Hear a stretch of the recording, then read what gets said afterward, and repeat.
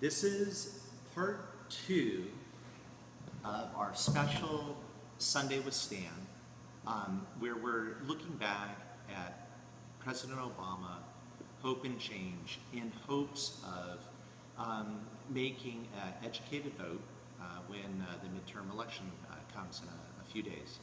So in part one of this series, I spoke about the economy, and I had started on an unusual note because we had some unusual things. We had the TARP subject, we had Obamacare, and I went on to talk about things like personal income having gone down and net worth having gone down, and I touched on unemployment. But that's only part of this story. So in part two here, what I wanted to discuss is something that, like I did in the first part, I want to talk about something that is actually not a conservative topic usually. It's something that the president himself right now has been touting for several months, and that liberals usually are very, very staunch advocates, and that's raising the minimum wage. And I'm going to surprise a lot of people when I say this, but I actually, and so do other conservatives, believe that the minimum wage should be raised. I believe that it should have been inflation adjusted actually many years ago. This is a big, big issue in that that conservatives fail to see that if we went back to the economic success and prosperity that our country enjoyed in the Reagan era, that people like me grew up in, that the minimum wage inflation adjusted to today would actually be 10.10. So believe it or not, on this one, President Obama, yours truly, Stan, and Mitt Romney, and several other leading conservatives do agree. A minimum wage should be raised, and it should be inflation adjusted, so we don't have to keep having this argument. But I do want to say this: with respect to hope and change, President Obama, and the liberal agenda, that I had mentioned in part one that the first 2 years of President Obama's term, he had a Democratic Senate and a Democratic House, which means he could have passed just about any type of legislation. And I had talked about how he spent all of his time and effort pretty much working on Obamacare. But how come he didn't raise minimum wage then? Why wasn't there the urgency that he feels now? Where was Harry Reid and Nancy Pelosi? Where were they then? They controlled all three executive branches. So, or branches of government, I should say. So they had their chance to raise the minimum wage. People like me and other conservatives, although not all conservatives, supported it, and it didn't happen. So today when the president and other Democrats talk about raising minimum wage, it seems a bit disingenuous. It seems like it's politically expedient and that it's maybe some type of leverage that they can have over Republicans or conservatives.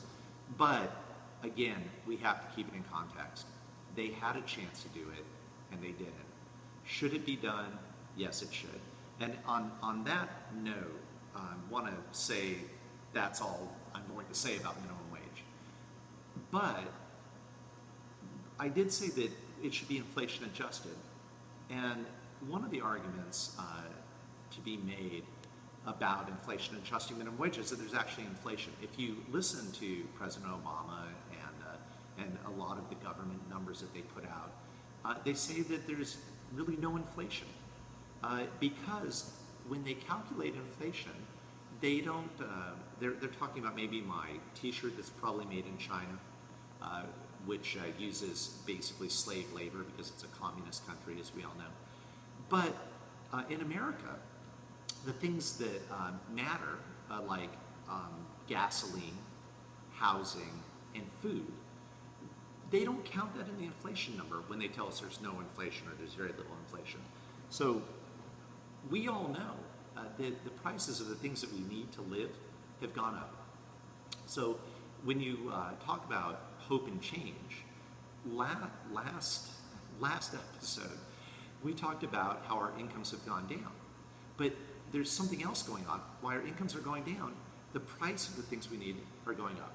And I want to just put this in real numbers. For those of us who put gasoline in our car, we know that when President Obama took office, the price of gas is about $1.89 a gallon. As of about a month ago, gas prices were well over $3, $3.39 and more. Gas price doubled. Income went down. Energy prices. We have big heating expenses here in the Midwest. That was a very cold winter. And in some cases, our failed energy policy of the last 6 years caused us to have 15 price hikes in our state over the last few years. Most of us are just working to pay our taxes and our utility bill. Food, and I know the price of food like very few people because I do this for a living. The price of meat this year went up 45%. The price of milk products, milk and butter, just this month went up 20%. So, and the price of housing, which to some degree is good because, of course, there was a housing bubble that burst and we want the housing market to come back.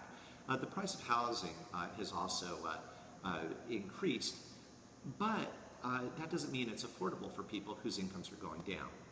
So in the things that we need, and by the way, the price of housing on average is probably up about 30% since the president took office. In some places it's back up, 50% and then some, but about 30%.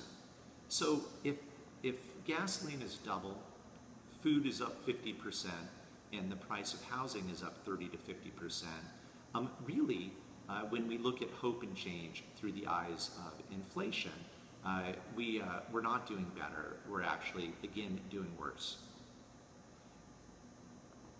One of the things that drives inflation, without getting into a big discussion of economics, is the fact that our government prints money. It increases the money supply. It's done this for the last 6 years through various programs, including quantitative easing. You'll hear a lot about, but the simple part of it is that we increase the money supply. So it gives the illusion that something is worth more. You could just say that I have a cup of coffee, it's $1 because there's $100 in the world, right?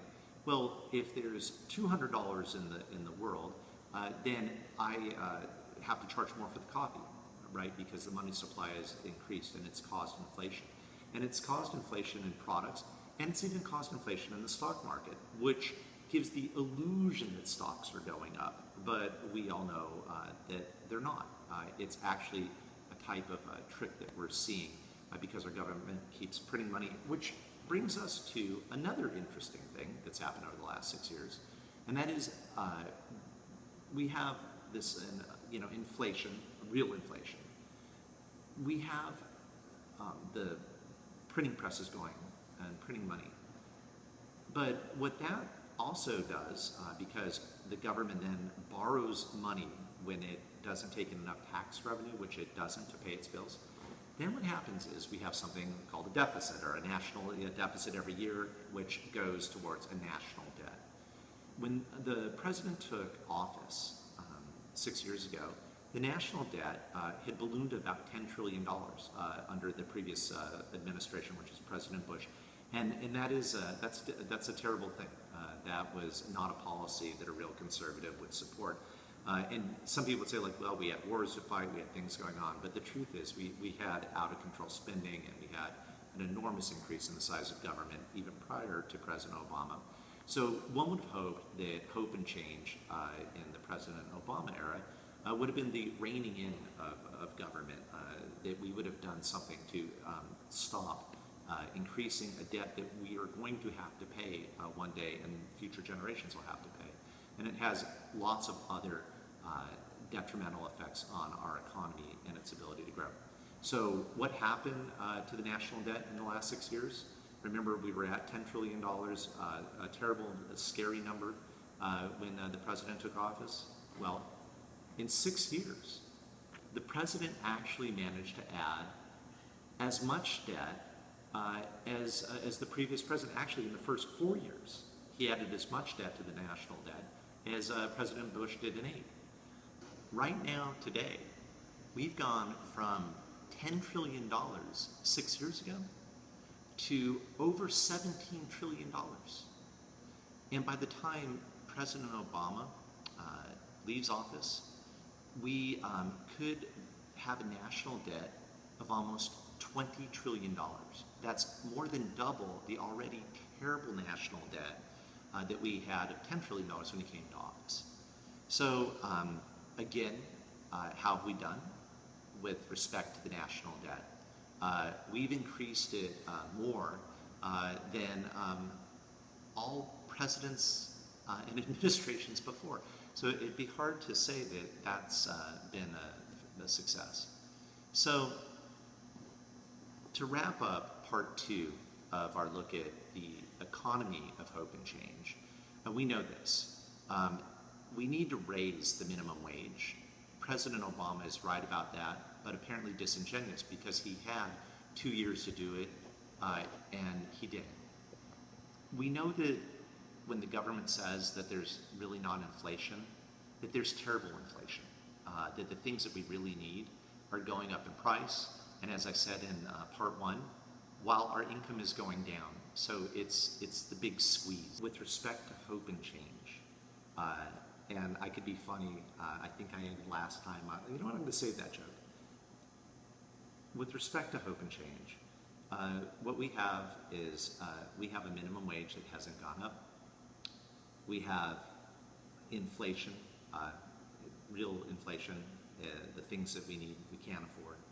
And we have a national debt that is going to be a burden to us for generations that literally could cause our financial system to crash under its weight. So the joke I made last time, I'm going to make that again. So hope and change with respect to the economy and these issues, yes, there's hope. There's hope that we'll wake up and this has just been a bad dream.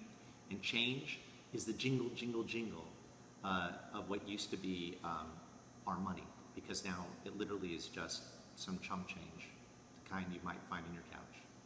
Okay, so that's part 2 of our special Sunday with Stan for the midterm election.